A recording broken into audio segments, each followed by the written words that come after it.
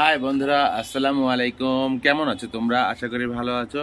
আজ শুক্রবার, তাই সুন্দর একটি দিনে চলে আসলাম আমার ছাদ বাগানের একটি সময় কাটানোর জন্য। আর ছাদ বাগানে কিন্তু আমার একটা ছাদ খামারও আছে।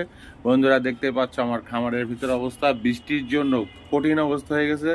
তারপরও কিছুটা ভালো রাখার চেষ্টা করি অবশ্যই, কারণ তাদেরকে আমি খুবই ভালোবাসি। পশু পাখির প্রতি আমার ছোটোবেলা থেকে একটি দুর্বলতা আছে।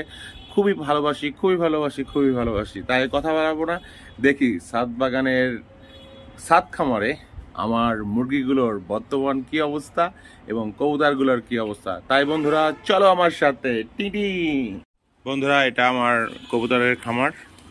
দেখতে পাচ্ছ আমি সাদাকে খুব ভালোবাসি। আর এই আমার কিন্তু কবুতরগুলো সবই সাদা। এবং আমার এই কবুতরের জাতটি অনেক আগের, প্রায় 12-13 বছর আগের এই জাতটি আমি রেখে দিয়েছি আমার ছোটোবেলার স্মৃতি ধরে রাখার জন্য। বন্ধুরা দেখতে পাচ্ছ সব সাদা আর সাদা, এখানে কিন্তু সব সাদা কবুতর। এই দেখতে পাচ্ছ সব সাদা, যেখানে তাকাবা সব সাদা। এগুলো সাদা, এগুলো বেবি সহ। বন্ধুরা আর রয়েছে আমার এখানেও সাদা, এগুলো ডিম দিয়েছে,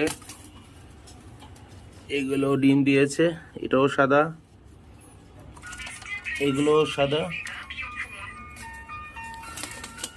বন্ধুরা দেখতেই পাচ্ছ সুন্দর সুন্দর সব সাদা কবুতর, এগুলো আমার খুব পছন্দের।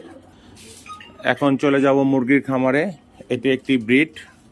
বন্ধুরা দেখতেই পাচ্ছ এখানে কিন্তু আমার ভালোবাসার সব মুরগিগুলো রয়ে গেছে। বৃষ্টির জন্য খুব নোংরা হয়ে আছে, তবে বৃষ্টি চলে গেলে আবার এগুলো ওয়াশ হবে সুন্দর করে। বন্ধুরা দেখতে পাচ্ছ এটা পুরোটাই কিন্তু আমার ভালোবাসার মুরগির খামার।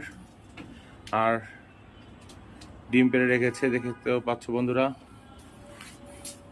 দেখানোর চেষ্টা করছি ওদেরকে, বিকালে কিন্তু বের করে দেই। আসো আসো সবাই বের হও। সব বের হচ্ছে, বের হওয়ারা এখন খাওয়া দাওয়া করবে।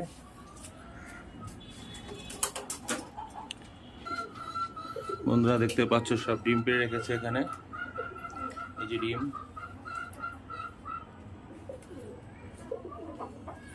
সব বের হয়ে গেছে।